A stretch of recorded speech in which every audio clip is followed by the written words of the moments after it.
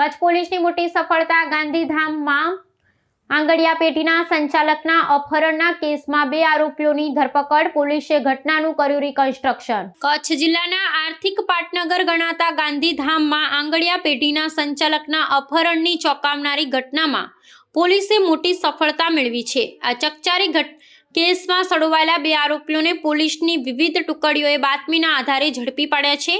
ધરપકડ બાદ પોલીસ બંને આરોપીઓને સાથે રાખી ઘટના સ્થળે પહોંચી હતી, જેમ સમગ્ર બનાવનું કાયદાકીય પદ્ધતિ મુજબ પુનઃનિર્માણ રિકન્સ્ટ્રક્શન કરવામાં આવ્યું હતું.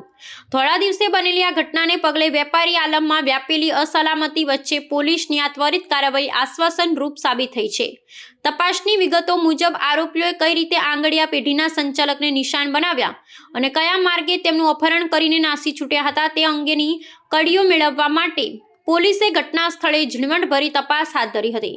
પુનઃનિર્માણની પ્રક્રિયા દરમિયાન આરોપીઓએ ગુનાને અંજામ આપવા માટે અપનાવેલી યુક્તિઓ અને વાહનોના ઉપયોગ અંગે પોલીસ સમક્ષ કબૂલાત કરી હતી. આ ગુના પાછળ લૂંટનો ઈરાદો હતો કે અન્ય કોઈ અંગત અદાવત તે દિશામાં પણ પોલીસે ઊંડાણપૂર્વકની પૂછપરછ શરૂ કરી છે. પકડાયેલા શખ્સો પાસેથી ગુનામાં વપરાયેલા સાધનો કબજે કરવાની કાર્યવાહી પણ ગતિમાં છે.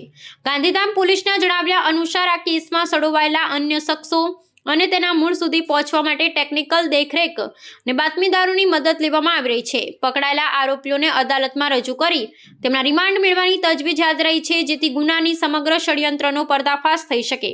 કચ્છના સરહદી અને ઔદ્યોગિક વિસ્તારમાં કાયદો અને વ્યવસ્થાની સ્થિતિ જાળવવા માટે પોલીસે પેટ્રોલિંગમાં પણ વધારો કર્યો છે. આગામી દિવસોમાં કેસમાં વધુ ચોંકાવનારા ખુલાસો થવાની સંભાવના વહીવટીતંત્ર દ્વારા વ્યક્ત કરવામાં આવી છે.